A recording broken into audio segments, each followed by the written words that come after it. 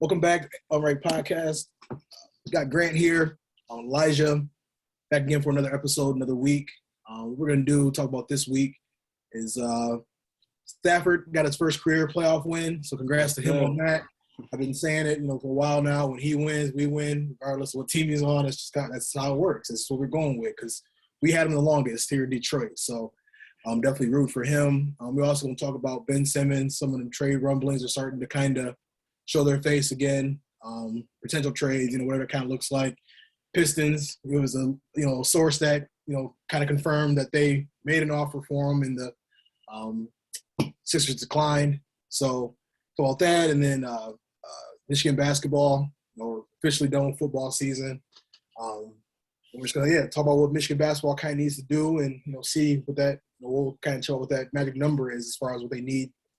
As far as make more games need to win and make the tourney. So, kick things off, man. I'm going to shoot it to you. I said Stafford got his first win. I guess we can kind of talk about, what did you like, we just saw on Monday as far as what he's able to do. And then, talk to me about what you think about, this weekend, that matchup in Tampa Bay against the GOAT. Yeah, so I first of all, I want to say just congratulate Matthew Stafford for getting his first playoff win. I think that's 13 years in the making. Yeah, I think he's lost a handful of playoff games, a couple of them tough losses to the Cowboys, some questionable calls. So he's definitely paid his dues over the years. So it was just great to see him come out, and I do think it's going to energize him and kind of just having that come off his back.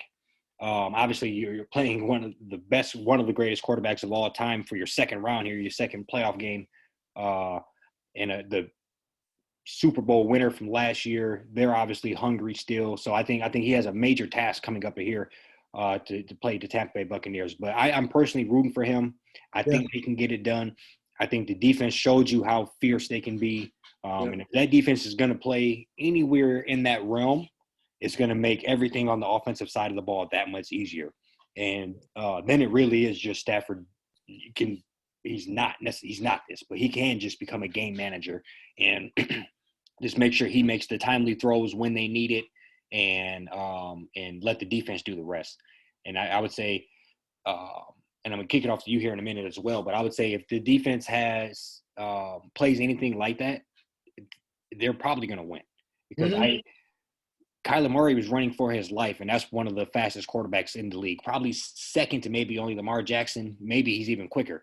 And I would say Brady's probably would have gone down 6-7 times in that game if he because he does not have the mobility, obviously, as a Kyler Murray.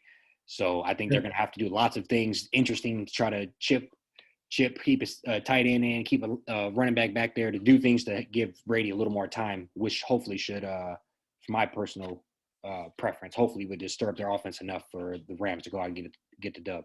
Yeah. Yeah, no, piggyback off of that, obviously it was great to see, Stafford finally get that monkey off his back.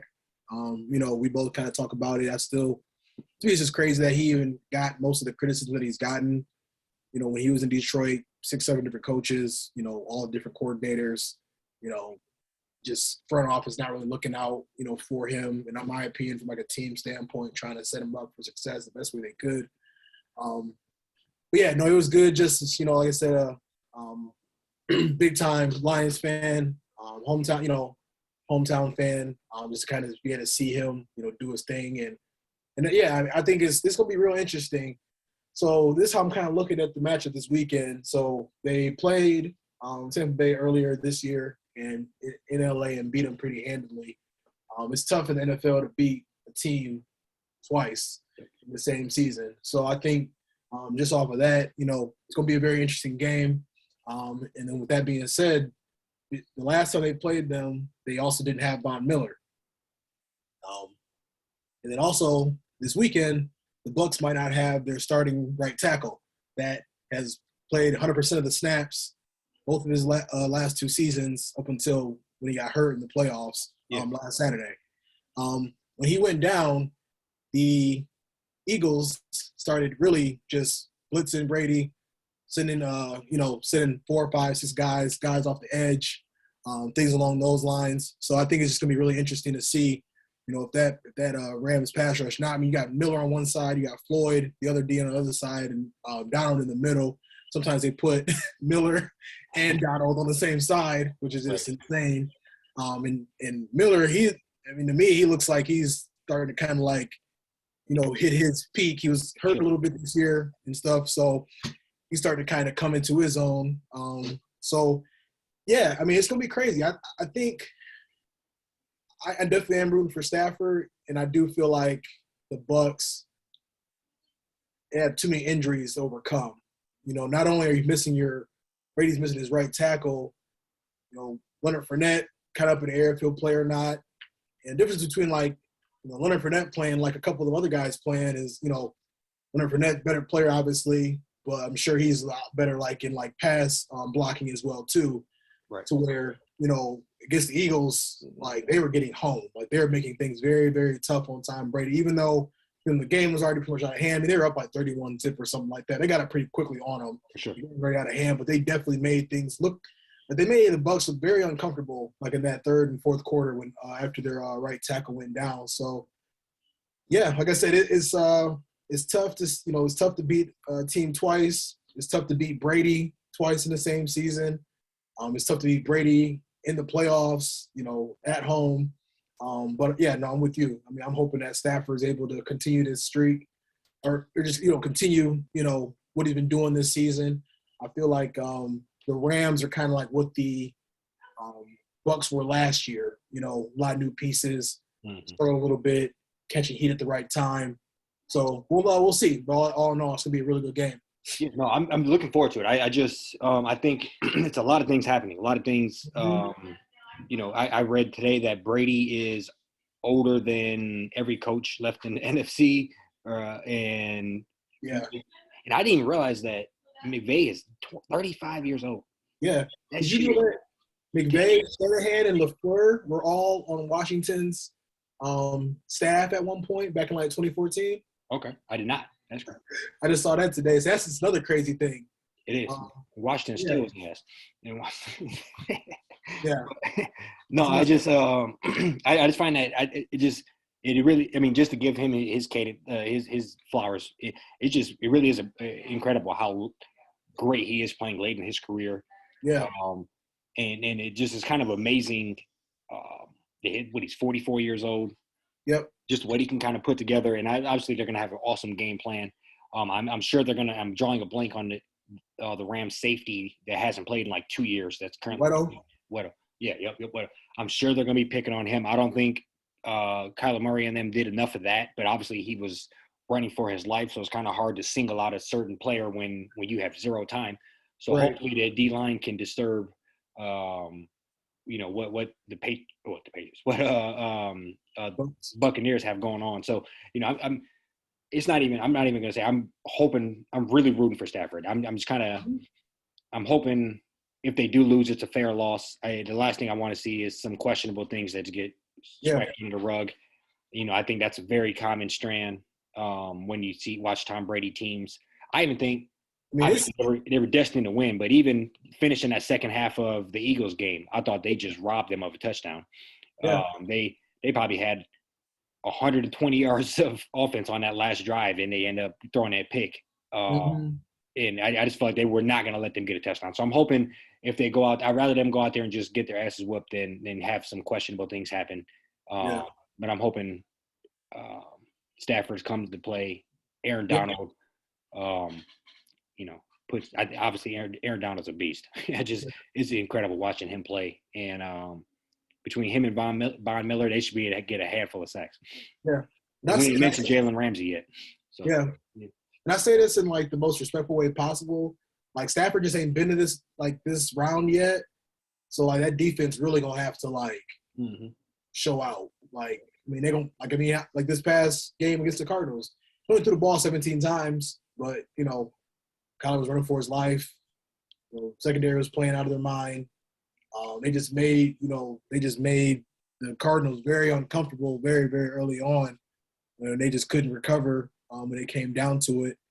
I was gonna make a joke. They were obviously pounding the rock though. I don't think Cam Akers. I mean, that's just his incredible story this season. Uh, Right. he was running. He runs running with intensity. He's running like a guy that knows he probably shouldn't be out there this year. Yeah. And it's just interesting to see what all. Sorry, I lost you for a second there. It's just interesting to see what all they could put together offensively. As far as we seen very little of what they have going on so far. Yeah.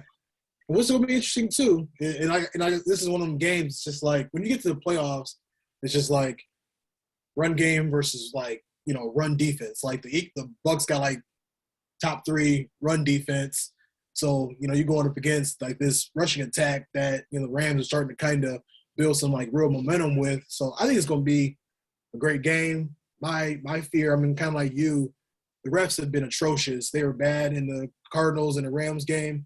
There's some pretty questionable calls like in the Eagles and the Bucks game. All last weekend. I think I could at least point to like 1 or 2 calls in each game. Maybe not like the blowouts like the Bills game, the Chiefs game, but there are some very like wild calls that kind of ended up just going going the opposite way that the team wanted it to go. So even in that Rams game, McVay had to throw 2. He challenged 2 plays for either one of them. I think should have been made on the field. I think that was a very obvious touchdown, and that's a very obvious incompletion. I think either one of those should not have been forced to be reviewed. I think that's just Yeah, I agree, and I think obviously that's been like a pretty big topic that people have been talking about quite a bit, just because they got all the technology in the world. They got like thousands of angles to look at. They got people from New York like calling in, like saying like, yeah, like that's a catch, or no, he was out of bounds, like all this type of stuff. So, and it's just crazy overall kind of seeing the games. Like games usually are 3.5 hours long. These games are touching 4 hours just because there's like these lulls, these times where they're taking 15, 20 minutes. It feels like at least, to look at plays. But no, yeah, it's gonna be a great game this weekend. Like I said, pulling for Stafford. Obviously, going against the GOAT, that's always one of them things where it's going to be tough.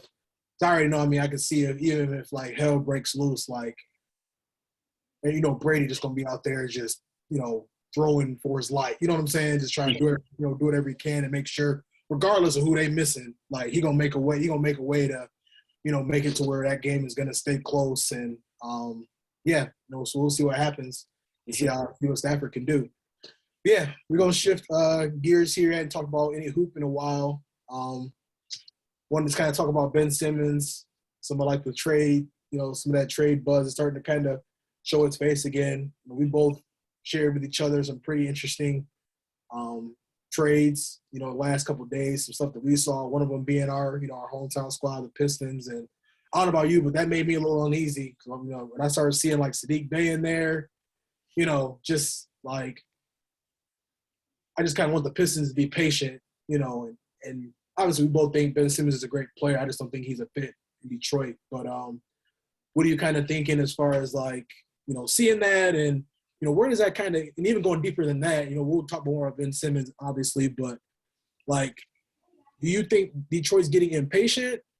Like I don't want them to kind of, settle for that like, well, he's an all-star, he was good. You know what I'm saying? Like he still is good. I'm not saying he, like is like lost a step or anything like that. But what do you think is their angle with even trying to like get him and willing to give up as much as they were going to give up for him? Yeah. So I guess I was the thing I was most shocked by would be that Sadiq Bey was included. Yeah. If that same trade without Sadiq Bey or that same trade, throw in Josh Jackson or throw in, whoever, I'm not mad at it. I just think Sadiq Bey, I thought, would be viewed as more of a cornerstone of what we could build around.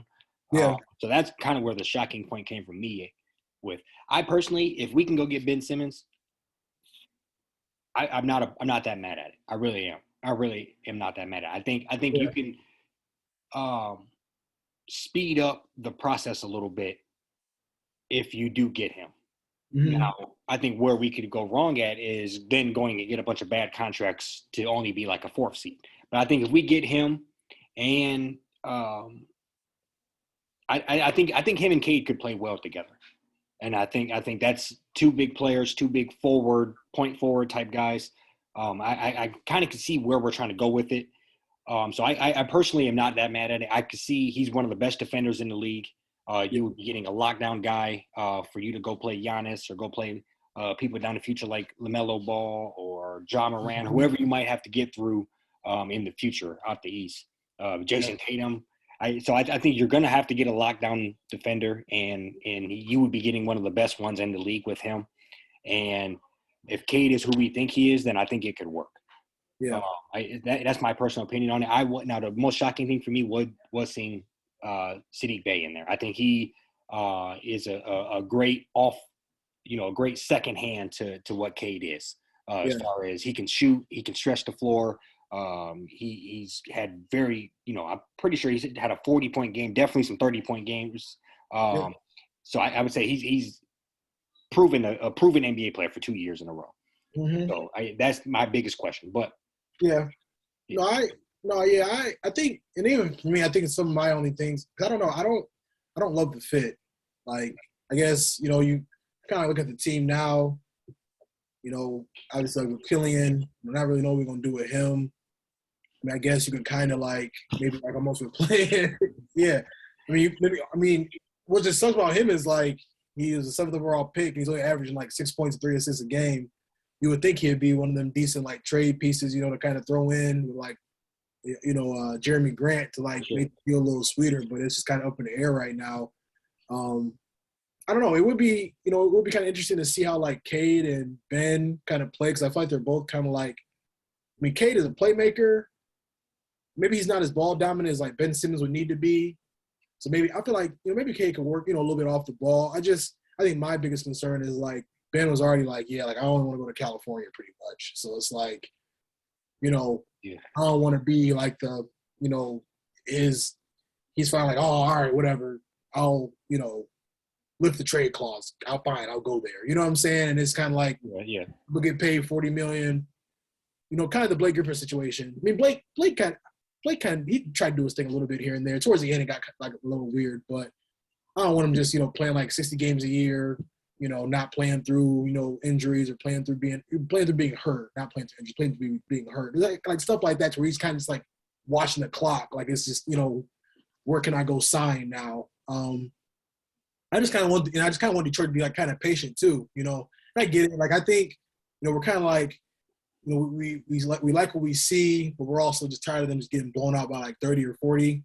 I'd kind of sacrifice maybe maybe another year or two of just kind of being, 11 to the 15th seed, but just having that core to where it's we just need that one guy, it kind of pops. You can find him in free agency or make that blockbuster trade. I'm totally okay with Jeremy Grant going because they've won half as many games with him as they did without him.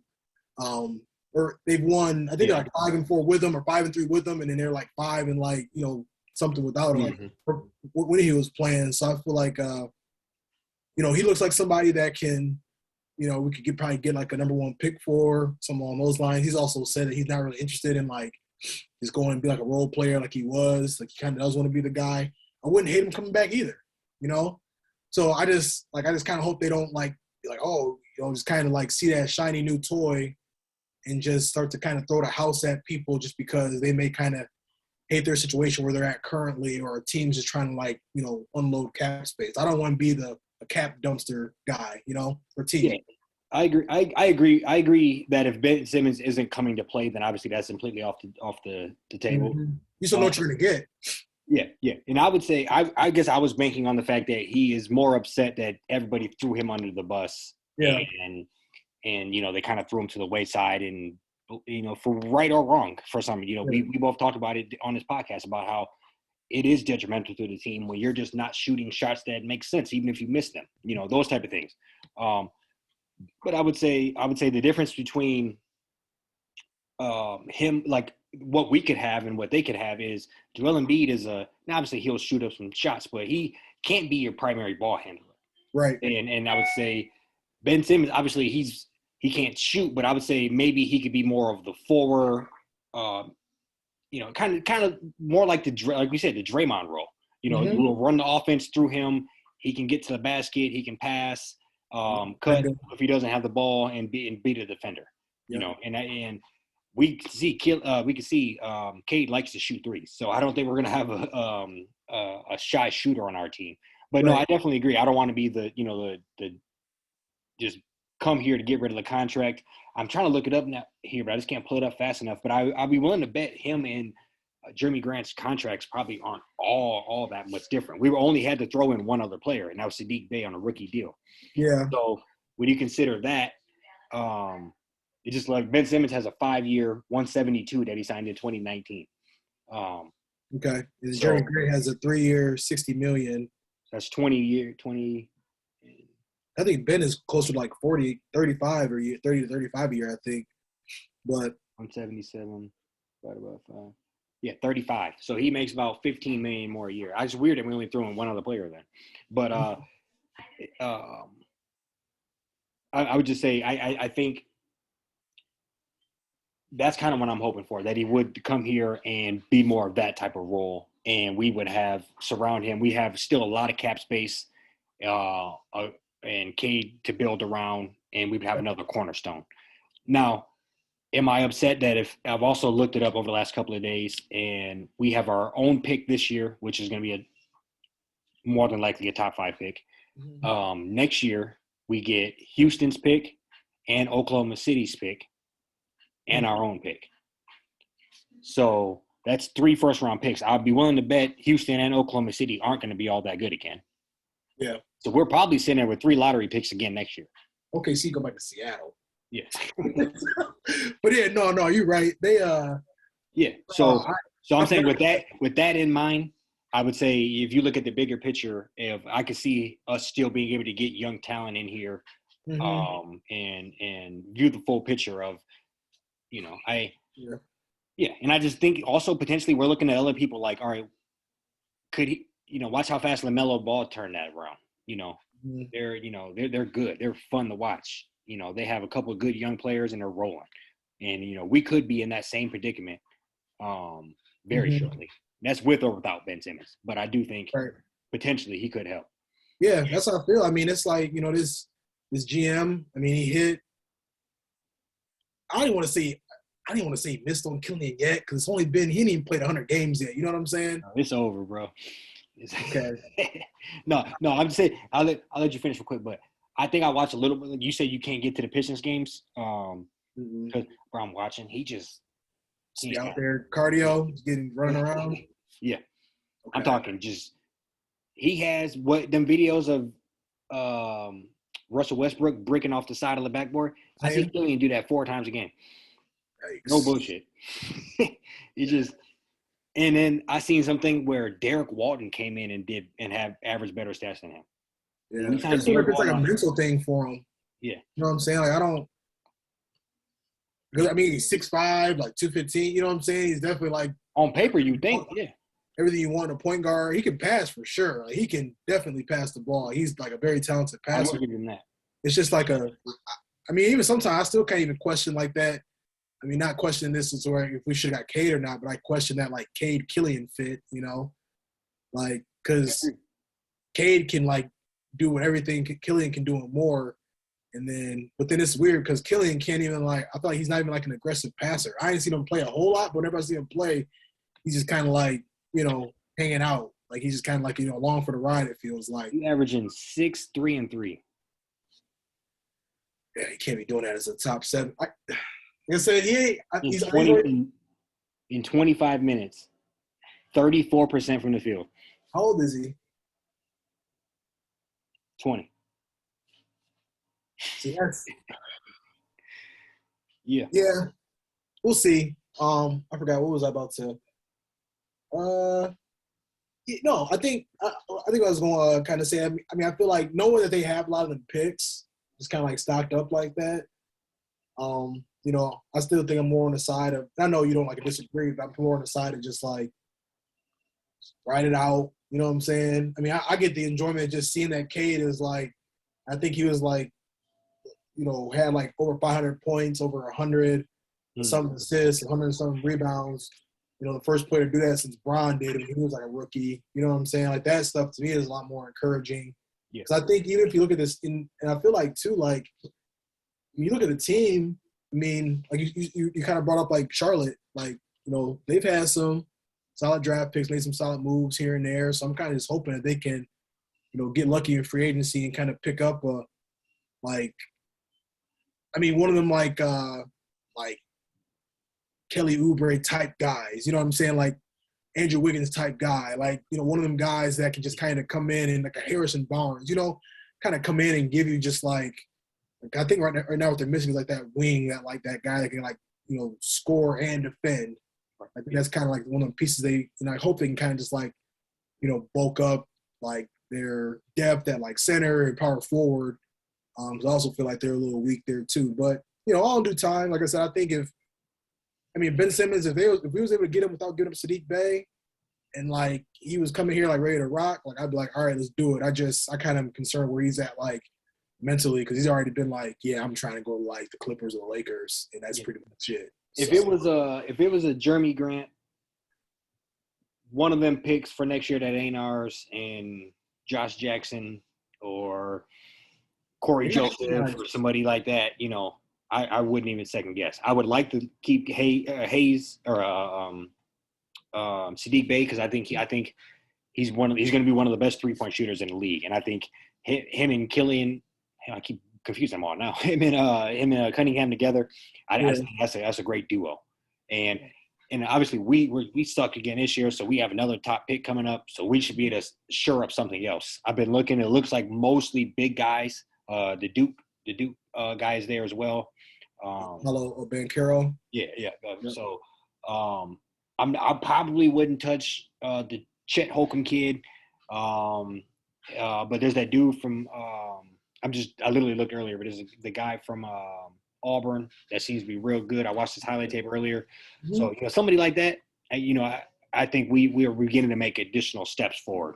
So I'd love to be that team that it's just like, all right, like we got all these picks, we got all these young guys. Like now it's like people are looking back like, man, like Detroit, they got Cade, they got Sadiq, they got Isaiah Stewart.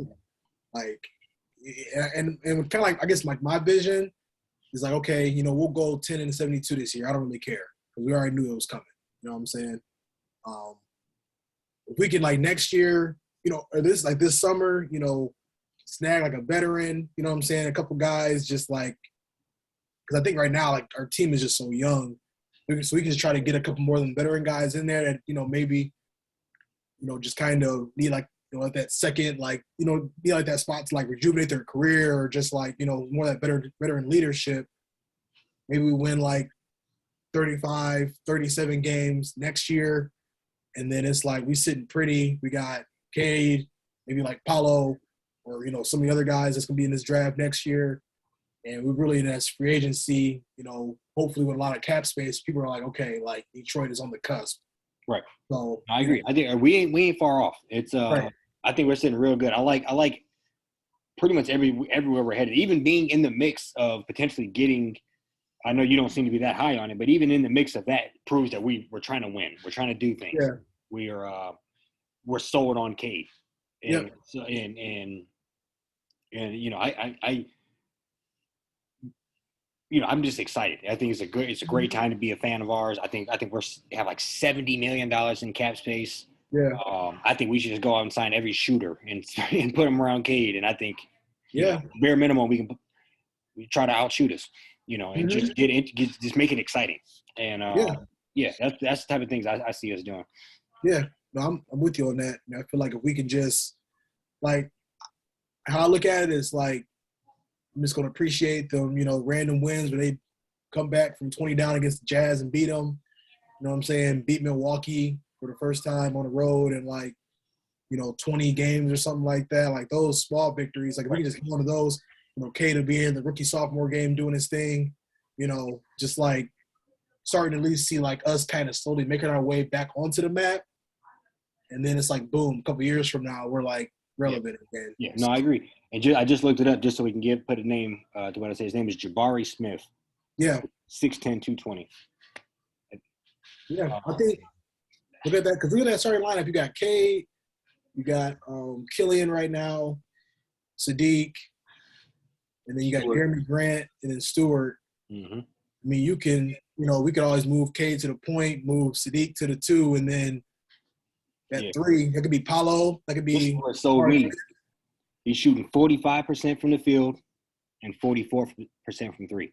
That's a dude, Jabari Smith. Yeah. Yeah. Have Cade come off the bench, or Killian come off the bench. Cade at point, Sadiq at 2, Jeremy Grant 3, Jabari Smith and Isaiah Stewart to round it out. I think he might be coming off the bench for the Shanghai Dragons, but oh yeah, Corey Joseph probably getting in before Killian getting in off the bench. So you're right. We know what Killian is. No, it's all good. I hope he can do it. Hey, we both said we have 2 top 5 picks coming in this year. I just thought he knows like Tony Parker. I'm like, he's working with Tony Parker overseas. Tony Parker's nephew. Yeah, something like that. I'm like, it's time, I thought he was gonna come out and do his thing, but like I said, he still ain't even played. He ain't even played a full season from a game perspective. So right now, his confidence just looks shot. But he's young. He young, 20. He's a little younger than I thought he was. He's on beer yet. So that's true. Which is nuts. But just real quick before we talk about Michigan basketball, like that one team, kind of like looking at, we halfway through the season almost. Where do you think Ben would fit best at the moment? It's a tough one. Well, going into the season, I thought it'd be the Warriors. Yeah. I guess I didn't think they'd be this good. So throwing him in the mix there now would probably be, a shit show. That's a tough question. Let me think. Well, you think I can go? I think it's a perfect opportunity. Dame is out for like 6 to 8 weeks. Bring over Ben. He plays point until Dame gets back. Move him to that Draymond, point forward role. You got Cade why do I we keep doing it? It's up today. You got CJ. Well, if they trade Ben, CJ's probably gone. But you got like that dynamic where you got Ben, you got Dame, and whatever other pieces they can kind of throw around there. I think this is a good time to kind of for sure incorporated. I agree. That's not a bad. I like that. Maybe if I just had to throw one out there, just like a team that's semi-contender type would be like Boston. Maybe they could keep Tatum, and get rid of Jaylen Brown combination you want, Brown or Marcus Smart, or maybe try to figure out whatever combination they can put together there. But make over 2. We need to. Yeah, and because I think obviously with Jason Tatum being one of them, he could do whatever type of roles. He will be able to play with him, and he's such a great player. He's such a dynamic player. It's going to be interesting to see what he comes out and does. Is he going to come out firing? Is he I don't know. We don't know what he looks like. We ain't seen him since he was scoring 4 points. I mean, we might not at this point. We might not see him until next season. I mean, we see the trades that they're turning down. It's crazy. He ain't playing just because he ain't playing. He is the wildest shit. And now they're trying to throw Tobias in there. So that's $80 million in contracts that they're trying to unload, which is going to be tough. So I'm shocked that they're saying no to some of these deals, because these guys, when it come draft, I mean, I don't know. I guess anything can happen. Trade deadline is a month away, but that Sacramento Kings trade, I'd rather have Buddy Hield and a couple of Halliburton. I'd rather have you're wasting Embiid's healthy season, his prime. They're pretty solid now without an all-star player. You know what I mean? What the fuck? Yeah. And I'd rather take Hield and the other Halliburton over Tobias Harris. That's touching 30. I mean, I know you love Buddy Hield, but Buddy Hield's a sniper shooter. So you put Buddy Hield out there, then that's a perfect combo with – that goes like bread and butter. Big centers and stretching the floor with shooters. Yep. And then I like Tyrese Halliburton. I like all of them. I just – He Ben Simmons without the defense. Yep. And we could have had him the year. I think we got Hayes. But because I just remember that kid from Iowa State. I just remember Yep. That's a team I always randomly watch. I kind of like them. And could have had him. Could have had Toppin. Could have had. hey, it happens. It is. But yeah. We literally could have been. That could be our Miles and Ball is Caden Toppin. Oh my gosh. Yeah. That's one where I'm like, we already know Detroit got a lot of draft, fails over the last. A lot of woes. Yeah. Yeah. So we won't. I don't want to get too worked up. So we'll. This is also. I guess this will kind of work us up too, though. Talking about Michigan basketball. Just they started off, sixth in the country. Started off 4-3, and then lost like 4 or 5 games in a row. Had some issues with COVID. Played. I think after COVID, I saw that the effort definitely increased. They lost to Illinois by like 15, but they were also like within like 2 points up until like 5 minutes left to go in the second half, and they didn't have Hunter. They showed up yesterday, beat Maryland by like 20. I think they have a pretty big time matchup this weekend. I think they play Saturday or Sunday. So tournament looking kind of grim. I guess, what are you thinking as far as like where they might be, come that time? Yeah, I guess I have like different chapters to how I feel. Like going into the season, I thought there's no way we're not Elite Eight, Final Four type team. Mm-hmm. And then we didn't look so hot, and I was like, oh, we're just trying to figure it out. We have too many good players. That's what I was telling myself. We can't figure out the lineup. We can't figure out who worked with what yet. That's what I was telling myself all while we were struggling, like through the 4-3 range. Yeah. And then I seen us lose a couple of like to Seton Hall and to teams like that, and I was just like, oh, it's kind of a punch in the gut. And then so I went to, we're just not that good, and it's odd because I think individually we have lots of talent. Yeah. Hunter Dixon's good. Houston's good. The guy that Jones that transferred in, he was great out of in the division he came from. But I think for some reason putting it all together, it just ain't gelling. Yeah. There are no shooters. For some reason, Hunter Dixon, we can't go to like the bread and butter of him just on the block like last year. That was unstoppable. Yeah. I thought just giving him the ball in the post would get us to 15 wins. So I just think there's a lot of weird stuff happening. I think this is a kind of a test to what we're going to see from Juwan Howard. Can he pull this? Can he pull the reins in when this shit is going off the rails? Mm-hmm. Can he pull it in? Can he get us refocused? Have a great next like 6 weeks, and we could be sitting there looking not that bad for the tournament type run. If we knock off a couple of teams like we spoke about before we hopped on camera, if we can beat a Wisconsin, if we can get a State and get some type of momentum, I could see us sliding in, but it's not, maybe best case scenario, we finish out. I think we got to get to that 20-win mark. And I think, we could probably maybe be like an 8 or 9 seed, somewhere around there. But we got to get to 20 wins, and we got to have some type of statement win for somebody that matters.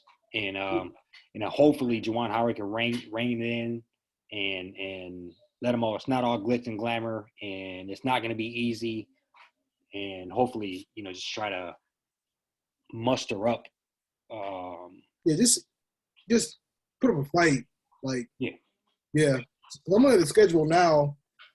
They got Indiana on Sunday, Northwestern on Wednesday, State next weekend, Nebraska at Purdue, Penn State, Ohio, Iowa, at Wisconsin, Rutgers, Illinois, Michigan, Ohio State. So that's what, like 10, 12, 10 to 13 more games. We need at least like 7 to like not have those.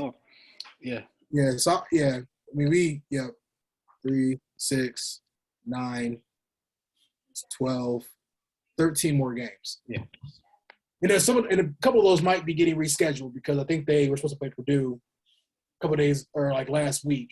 They got postponed. So 15. But yeah, we need at least like 8 to 9 wins. They got to beat everybody that's not ranked and then try to steal one of them games against one of them top-ranked teams.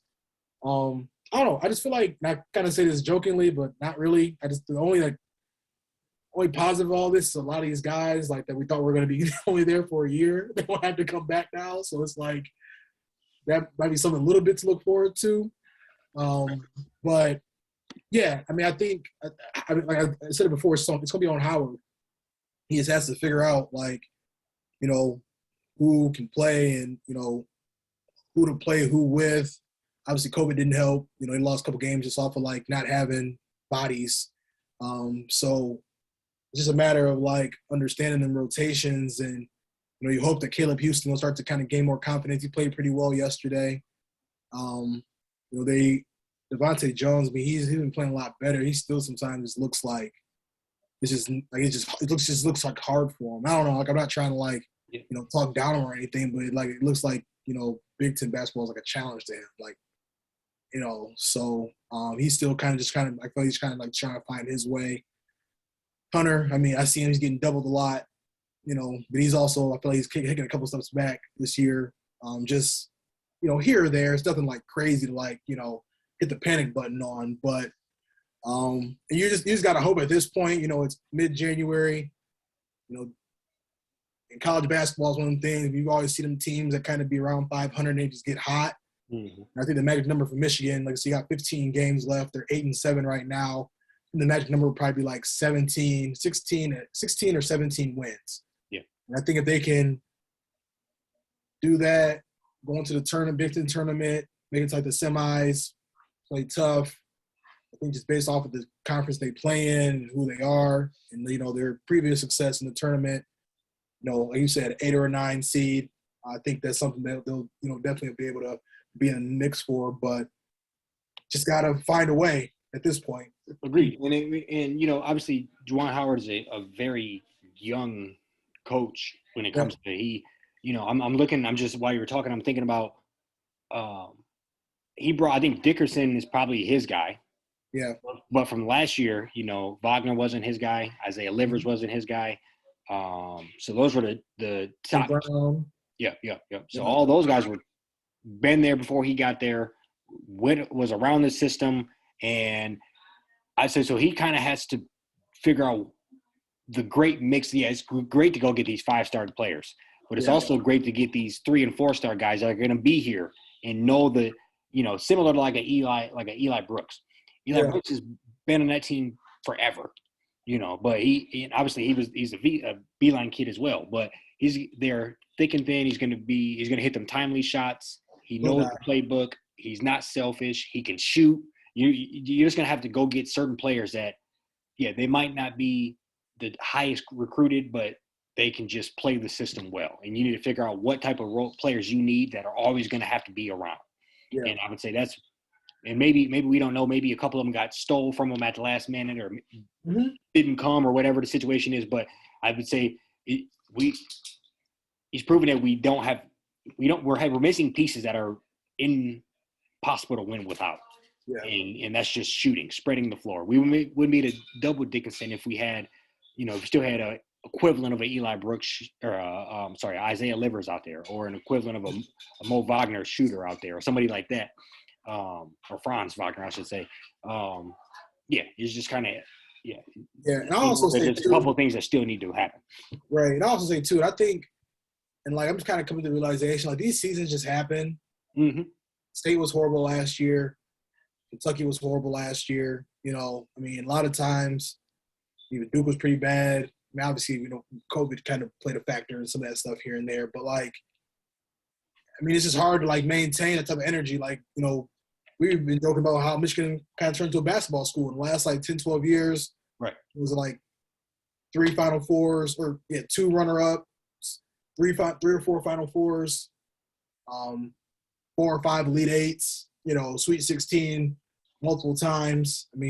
Sometimes programs kind of go on these lulls where these roller coasters. I think the talent is there. I think I just like you said, they're just kind of missing them like glue guys. I think they need a little bit more size too. But it'd just be interesting to see how they're able to kind of put it together. Hopefully they can, squeeze in there, maybe knock off, a team or something in the tourney, and then it's giving us that momentum, Right. to go into next year. Like I said, I mean, I feel like now it's kind of how things have unfolded. Like it might be one of the things where Caleb might come back, Yabate might come back, Hunter might be, coming back next year to where, and I'm not like giving up hope on the season already. I just, that's what it's looking like. Right. Yeah, it's kind of like looking that way, and I mean that's kind of ideal for Juwan. If they all would all came in here going crazy, and we did whatever we would have did. Yeah, we had to reload all them guys, and then trying to, what I'm saying, like that's not really like we're Michigan, but we ain't like the Kentucky in basketball. You know what I'm saying? Like the Duke or the North Carolinas, where they could just like they getting like 1 through to 5, just 5 stars coming in. So I feel like this is. It's one of them things, it'll probably end up, 18 and 11, some like 18 and 12. It kind of be a down season, but definitely still love what Johan's been doing for sure. Yeah, no, I agree. I like the enthusiasm overall. I just think now is when, you kind of he won the coach of the year last year, right? Yep. But this is when you win the coach of the year. It's when it's not going well. Mm-hmm. When everything's going bad and the players probably want to quit and the recruits that we were hyping up over the phone that are still in high school aren't answering the phone as much. And, all of that, this is when you become coach of the year, is when it's bad, not when it's good. And so I would say just having finished strong in that. And like you said, that the program we're all bigger than a program. So we have to put it together for this program to look well because we're all on this ship together. Yeah. Yep. That's kind of, I agree. Yeah. So, we'll see what happens. Football's over. So I've really been like tuning in now, trying to catch all the games. I like what I saw last night. I even like what I saw Friday when they got blew up by 15. So it's just a matter of time, before they got like a decent little stretch. They play some teams. I don't know how good the Big Ten is as a whole, quite, right now. I haven't watched a ton of them, but, if they can rip off 4 or 5 in a row and get hot mid-February, March, you never know what can happen. So, no, I agree. I'm looking forward to it. Yeah, I'm going to start tuning in a little bit more too. Yeah, I mean, like you said, football is over, minus the playoffs. And, March be here before we know it. Yeah, around the corner. Definitely is around the corner. Like it was kind of shocking. I was counting up. They only had 15 games. I mean, that's like 4 or 5 weeks. Yeah. So 6 weeks out from March. Yep. I was booking loads today and work for March. Yeah. Thanks. That's crazy. Okay, it's they got time, so we'll see what happens. That being said, that's all I got. You got anything else for him? No, sir. Thanks for tuning in. We'll be back at it next week. Yep, till next time.